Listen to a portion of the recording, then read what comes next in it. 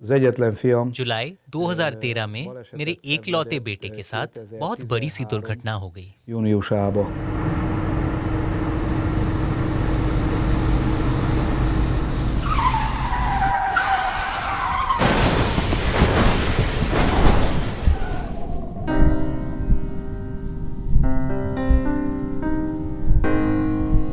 पले का प्लान ये था कि वो विश्वविद्यालय जाकर फार्मेसी डिग्री करेगा। पहले सत्र की फीस भर गई थी, किराया जमा किया गया, सब तैयार था। सिर्फ सितंबर से पढ़ाई शुरू करना बाकी था। फिर ये हादसा हुई कि उसने गाड़ी चलाते वक्त रास्ता खो दिया और रोड पर गाड़ी घुमाना चाहता था। उसने इंडिकेटर का इस्तेमाल करना भूल गया और एक फौजी गाड़ी साइड से उसकी गाड़ी से टकराई। गाड़ी में 3 जवान बैठे हुए थे। दोनों को हल्की चोट लगी, तीसरी को गहरी चोट। उसकी हंसली टूट गई और इस पर बार बार ऑपरेशन करनी पड़ी। बाद में उसको फौज से भी निकाल दिया गया। हादसे में पली के सिर पर चोट लगी और उसके दिमाग को ट्रॉमेटिक इंजरी हुई। सर पर मार खाकर बेहोश हो गया था। तब से मेरा जीवन स्किज़ोफ्रेनिक बन गया। Többször is volt तब से kezelésem उसका इलाज तेरेबेश और कोशित्स में बार बार करवाया गया। पहले डिप्रेशन और फिर स्किज़ोफ्रेनिया का निदान मिला। वह कमरे से बाहर भी नहीं जाना चाहता। वहाँ लेटे लेटे सवालों का जवाब भी नहीं देता था। वो भी पूछने लगा कि वो जिंदगी क्यों बिता रहा है। फिर उसको इतने सारे ट्रैंक्विलाइजर्स मिले कि उससे कुछ भी किया नहीं गया, सिर्फ इधर उधर पड़े हुए लेटे। वो घर से बाहर बिल्कुल नहीं जाता था, सिर्फ कॉमेडीज देख रहा था और ये नहीं चाहता था कि कोई बीच में आए। लगातार फनी फिल्में देखता था ताकि तनाव, गुस्सा और एनर्जी कम हो जाए। मैं दीवार को हाथ से मारता था क्योंकि मुझे मालूम नहीं था कि अंदर के गुस्से को कैसे बाहर निकालूं। वो दीवार से हाथ मारता था। उसने दरवाजा का शीशा भी तोड़ दिया। बहुत कम बोलते थे, लेकिन जब बोलते थे तब गालियां देते थे। बहुत गुस्सा होता था।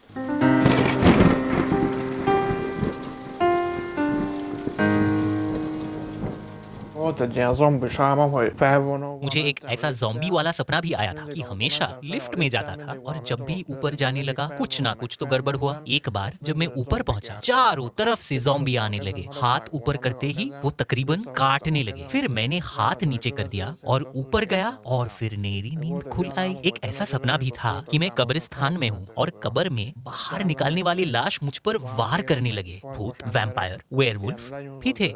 वेयरवुल्फ की चमड़ी भी नहीं थी, उसके बाल भी नहीं थे, सिर्फ खून और मांसपेशी दिख रहे थे। मांसपेशी देख सकता था। कब्रिस्तान में चारों तरफ ये दौड़ते हुए आ रहे थे।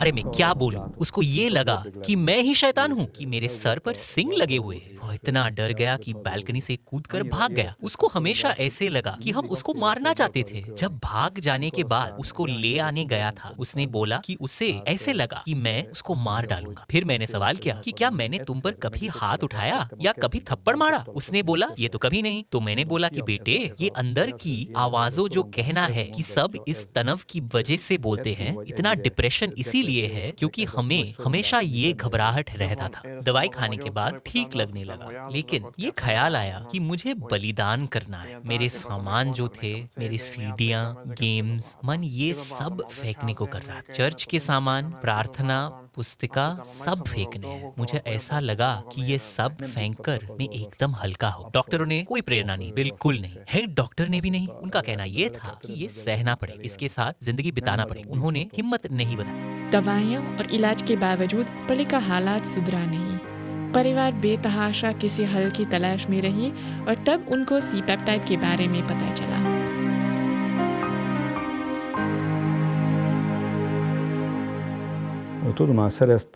एक जान पहचान दोस्त ने सी पेप्टाइड के बारे में बताया। क्रिस्टोफर मार्टिन, जिसको मेले में दुर्घटना हुई थी, उसकी माँ से सुना था इस सी पेप्टाइड के बारे में। मैंने अपने बेटे पर लगाने लगा। एक आध हफ्ते के बाद उसका हाल थोड़ी थोड़ी सुधरने लगी। धीरे धीरे यादें वापस आने लगी। सेरेटिव्स कम देने लगे। दिन में 3 बार न्यूरोल खाता था, लेकिन अब बिल्कुल नहीं खाता है। हमने बिल्कुल बंद कर दिया। वो भी कहता है कि अब वो नहीं चाहते हैं। रोज सवाल करता हूँ कि उसका क्या हाल है और कहता है कि मैं ठीक होने लगा हूँ, जीने का मजा आने लगा है, खुशमिजाज होने लगे हैं जैसे पहले होता था। बीमार के दौरान वो मजाक बिल्कुल नहीं उड़ाता था, अब फिर से मजाक करने लगा और ये हरकतें लौटने लगे जो पहले होती थी और जो बीमारी के दौरान उसे पसंद नहीं थी, जिसमें उसका मन नहीं लगता था। मैं हॉरर फिल्मों और बुरे सपनों के बारे में एकदम भूलने लगा हूँ। मेरा दिमाग साफ होने लगा है। जब मैं रात को कमरे से निकलता हूँ, भूत एकदम नजर नहीं आते हैं। Hozzá tudol aludni, azelőtt nem tudod, éjszaka jár. अब चैन से सोता है। पहले वो रात भर सीढ़ियों पर ऊपर नीचे चलता था, अब एकदम ठीक से सोता है। 9 बजे सी पेप्टाइड स्प्रे लगाता है, सोने चला जाता है। सुबह तक नहीं उठता, लेकिन सवेरे अक्सर वो जल्दी उठ जाता है। जब मैं उठ जाता हूँ, अक्सर वो नहाने के बाद नीचे बैठकर नाश्ता खाता है। पहले खाने पर भी अपनी मर्जी से आता था, लेकिन अभी खुद आकर खाता है। लगाना के समय सी पेप्टाइड खुद ही मांगता है, खुद भी देखता है कि उसका हाल ठीक होने लगा है। माल लेके वक्त मेरे साथ आता है और मदद करता है। गाड़ी में माल रखने में भी मुझे मदद करता है। गाड़ी में से निकलते समय भी, घर पर भी काम करता है। अगर मैं किसी काम करने के लिए कहता हूँ, वो एकदम जल्द से जल्द वो कर देते हैं। वो ज्यादा बहादुर होने लगा है। कभी कभी अपने दोस्तों को फोन करता है, जो पहले एकदम नहीं करता था। दुर्घटना के बाद किसी से भी बात नहीं करता था, चाहे फोन पे या फिर किसी से भी मिलकर। अब सवालों का जवाब देता है जो पहले नहीं करता था। रोज सुधरता है। Felel a kérdésekről, amit azelőtt nem csinált, napról napra javulást veszek észre rajta. Paranoid schizophrenia की गिनती ऐसी बीमारियों की गिनती में आती थी जिनका कोई इलाज नहीं है। लक्षणों को इस दवाइयों से कम करते थे जो डोपामिन और सेरोटोनिन सिस्टम पर असर डालते हैं। स्किज़ोफ्रेनिया के लक्षण पॉजिटिव और नेगेटिव होते हैं। नेगेटिव लक्षण में इकाई, डिप्रेशन या गुस्सा आते हैं। पॉजिटिव लक्षण में गलत सोच, भ्रम और एक ऐसी दुनिया सोचना जो वास्तव में नहीं है। आश्चर्य की बात यह है कि सी पेप्टाइड लगाते लगाते पॉजिटिव और नेगेटिव लक्षण भी कम करने लगे, वे तकरीबन बंद हुए। पली के सपने भी साफ हो गए। रात को वो पढ़ाई करने, दवाई खाने में कम करने का सपना देखता है, भविष्य का सपना देखता है।